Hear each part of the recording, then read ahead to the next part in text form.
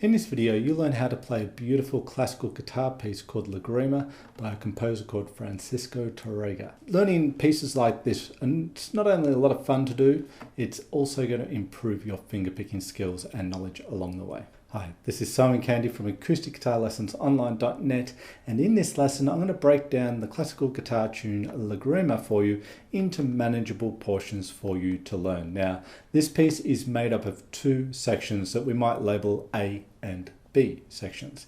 Now, the first section, A, is in the key of E major, and the second section, the B section, is in the key of E minor. So it goes from a nice bright warm, happy sound to a bit of a darker sound being the minor key. We're going to break this tune down and I'm going to show you the most efficient ways to fret it and to play it for a nice, fluent, smooth sound. Now, I'm linking to a video right now in the top right corner of this video itself that goes to another video on the channel that also features the tune Lagrima. Now, in that video, I do go through the piece. In fact, I only go through the first part of the piece, but the point of that video is to show you how to practice a piece to get it into your fingers. So this video here is breaking the tune down and showing you how best to fret it out and some of the mechanics of playing the tune and so forth.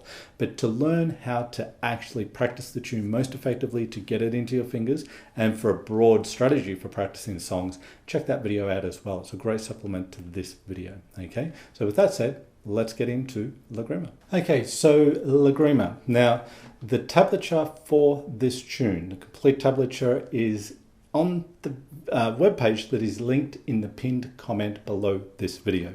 Click on the link there and you'll be taken to the webpage on my website that will have the tune for you there, so you can get the tablature for the tune now. Okay. Now, with that said, it's, as I said in the intro, Lagrima is made up of two sections. We've got the A and the B section. A is in E major, B is in the key of E minor. So the A section goes like this.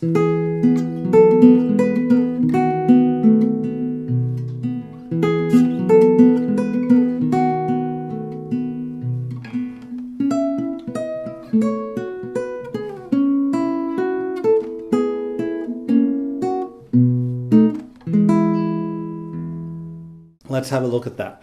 I'm going to move kind of quickly here, but you're watching a video, so simply pause, skip back and forth wherever you want to go so you can watch me do the things as many times as you need to, okay? So I'll move reasonably quickly here, knowing that you can do that. We have 10th harmonies here starting us off.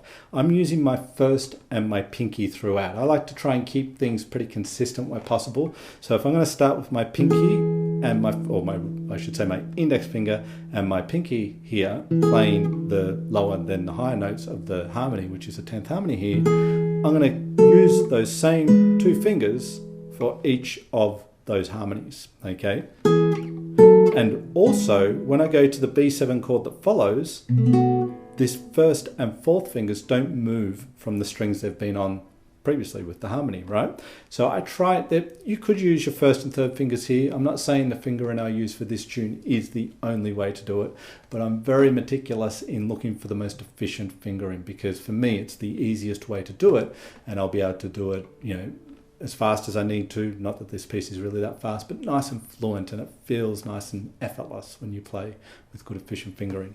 Okay, so I'm using my first and fourth fingers for these little harmonies, and then they stay on those strings, and we bring in the other two fingers to form just a standard B7 open chord where we play pick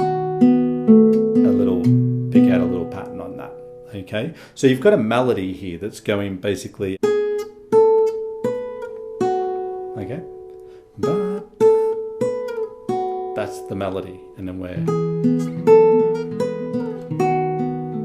okay, it's good to know where the melody is,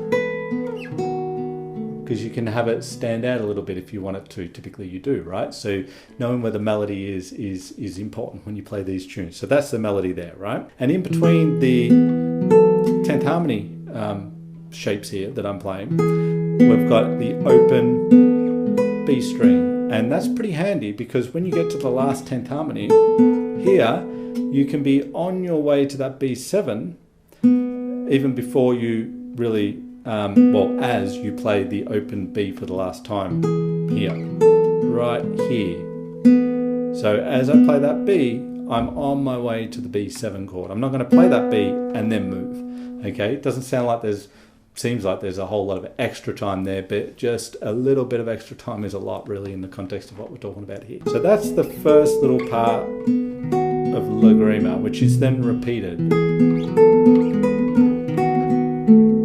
Now, this next part comes with some chords, okay? Or again, you want to fret chords here. So when you're looking at the tablature, it won't be perhaps so obvious to your eye the chord shapes that you're best to form here, but I suggest you hold this is a C sharp minor 7 chord, C sharp minor chord here.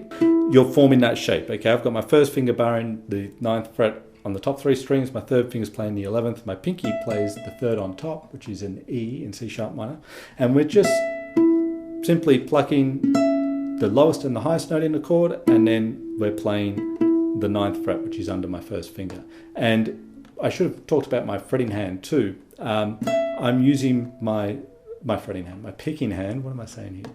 My thumb and my ring finger, and then my index finger. Down here I was using my thumb and my ring finger as well, and then my middle finger was playing the open B string. Now you might want to use your middle finger and index finger instead of your ring and index here, or middle here on the top 2 strings. That's fine. Again, the way I'm fretting it, fingering it if you like, is not absolute. You can make modifications there, but I'll show you how I approach it and you can make choices for yourself. Okay, but as we get to this part here, we've got the C sharp minor chord. So as I said, thumb and ring finger and my index. Then we keep the finger barring and we bring the pinky down and we pick the same string sets here. We pick the 4th and 1st strings again. Of course, we've got slightly different notes with a different chord. This is like, you could call this a C sharp minor 9, or you could call it an E major 7. I'm probably going to call it a C sharp minor 9. But it doesn't really matter. We've got the C sharp minor 7, C sharp 9. Minor 9. Then we go, this is like a B minor 9. What you want to focus on though is the little chord shapes you're holding. So you got this shape, which is slightly modified. Then you take that shape down 2 frets, and then you slightly modify it here. It is a B minor with a 6, so I'd probably call that a B minor 6 there. Okay, so that's a little sequence there that might be tricky and require a little bit of practice. Now, when you make the transition here to, what have we got here? That's it, okay? You end up with an F sharp minor chord, okay? But you don't start with it because you've got to play this open string before you then lay down the other last 2 notes of that little passage. So you've gone from this C sharp minor down to the B minors, and then I'd use that pinky because it's going to stay on the same string. So keep it there, just glide it down to where it needs to be, and then play this little part on the F sharp minor chord. This is really just a D minor open chord moved up until it becomes an F sharp minor chord. And I would play it like that, so I end up with all notes, or all fingers down at the end of that passage. So everything rings through. I don't want to break it like that, because you kill the notes and you only end up with that note at the end. Here, everything rings through nicely. And then we get to this little D triad shape, moved up to be an E chord. And then we get a little triad again, using the top part of an F sharp bar chord. So it's an F sharp chord, and then B7 bar chord and an E, which is playing the higher part of the E, and then you play the bass at the end. So that part,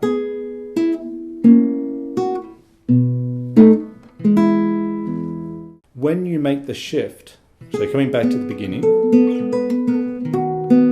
when it's time to shift from this first part, again you've got an open string. So as you come to that B7 for the last time, I start moving now as I play that open string. So it gives me a chance to get to the C sharp minors and so forth before you come down to the F sharp minor, the E, F sharp,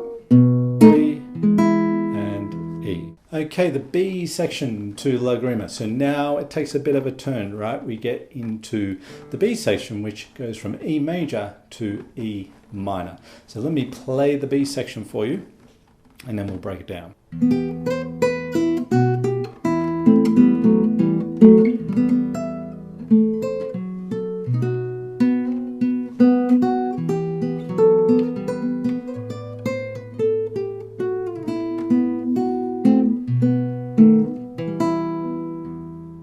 Okay, so the B section, as you can hear, the tonality is changed, right, to E minor. And we begin with just this little E minor chord. All you need is your first finger. You don't need to form the full E minor chord. Just the first finger on the G note, and you're plucking the low E with the open B. And I'm using my thumb, index, and middle, okay, for that. And then we move up to the C, then B notes on the first string, and then we play an open E. And then we get to this B7, just a standard B7 root 5 bar chord. And we play the G note, and then we get the open E string. So it's B7, and where we're plucking with the thumb on the root there, and then 3 fingers on the top 3 strings. And then the G fretted note, 3rd fret, 1st string, then the open. Okay, so we got... And then we've got this little run of double stops on the 2nd and 3rd strings initially, and then the 3rd and 4th. And then finishing with the low E and the open strings, right? Open, that is the open bottom string and the open 3rd and 2nd strings. And then we're going to jump up to the 12th fret using your pinky. So then you've got fingers the right side to be able to get to the 7th fret, 4th string, 8th fret on the top string, 9th fret on the 5th, and the 10th on the 2nd. So some large interval jumps there, right? Starting with this high E, 12th fret, 1st string, and then where is it? It's then the 4th string, 7th fret, 8th string, 8th fret, 1st string, 9th fret on the 5th string, and then the pinky 10th fret on the 2nd string. It's hard to think of frets and strings and not mix them up when I'm saying them as I play them, but you get the idea. And notice how, again, efficiency with the fingering, right? I'm always thinking, how is the most efficient way to play this? How can I play this passage, whatever passage it might be, with the least amount of movement in my fretting hand? That's what I'm always asking myself. So where are we? We've got this. So see how I've got all the fingers just above the frets, right, for that little passage. And then we get a little B7 chord. You don't have to form the full B7 bar chord. Most of it you will.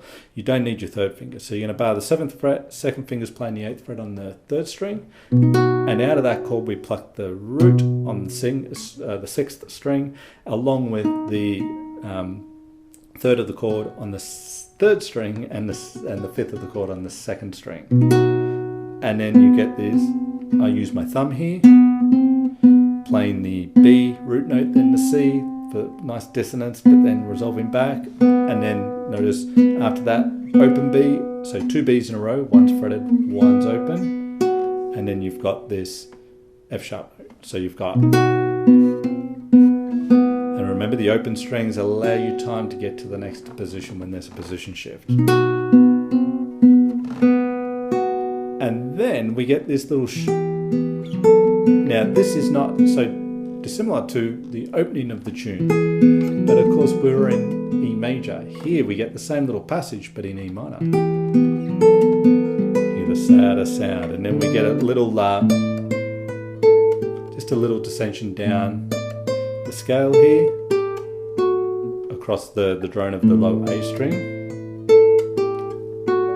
and then you get some open strings for an E minor chord, D7, B7, E minor.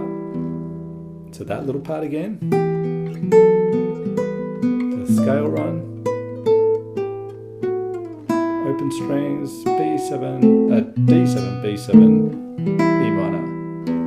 Okay, so let me just take you through, I'll just do it slowly here and talk it through just from the start of that B section, right? So you get this E minor, come up for these notes up here before we change to B7, and then we've got the E minor, double stops, up, B7. Then we get the little run up scale, and open strings, D7, B7, and E minor. Okay, so as I said, if you need to watch a little more carefully, or watch that as much as you need to, using the tablature on the page that's linked in the pinned comment below this video to get this tuned down. I'm more or less, sticking to the rule, not really a rule, but I'm using the guide, if you like, of my thumb playing the notes, the bass notes on the lower 3 strings, and my index, middle, and ring fingers playing notes on the top 3 strings respectively. Now, at times I will change that. But it's not necessarily hard and fast rules there, okay? If you use that as a guide, you might want to watch very carefully what I'm doing there, but I'm not saying that's the only way you can fret it out. If you like this video, then you will love this ebook audio I've created for you called How to Learn Songs on Guitar the Right Way and Improve Your Playing at the Same Time. In this ebook, you learn in great detail my method for learning any song on guitar. Most people approach learning songs in a very ad hoc way with no real strategy in place. This almost always leads to frustration, and inevitably most people quit before getting the song down. In this ebook, you learn the 3 levels to getting any song down on guitar. One of these levels is seldom done, yet is so important in being able to play a song all the way through from start to finish. You also learn the top 2 common mistakes most people make when learning songs and how to avoid these. In addition, I show you how to get songs down without having a guitar in your hands, allowing you to practice at times you might otherwise have not considered possible. So click the link in the description below this video and download your free copy of How to Learn Songs on Guitar the Right Way and Improve Your Playing at the Same Time. You'll have it in your inbox within minutes. Let me know in the comments section what acoustic guitar topics you'd like to see me cover in future videos. Let us know how you go with this piece, or let me know about other classical guitar pieces you like to play on the guitar. I love reading your comments. I answer to all of them at this point in time. So don't be shy, leave us a comment below this video. If you like this video, then hit that like button. If you haven't already, subscribe to the channel, and you know what I'm going to say, don't forget to hit the notification bell button so YouTube will let you know when I've released a new video. Okay, so this is Simon Candy from Acoustic Guitar Lessons Online. That's what it is, isn't it? Yes. And thank you very much for watching this video. I really appreciate your time as always, and I look forward to seeing you in the next video.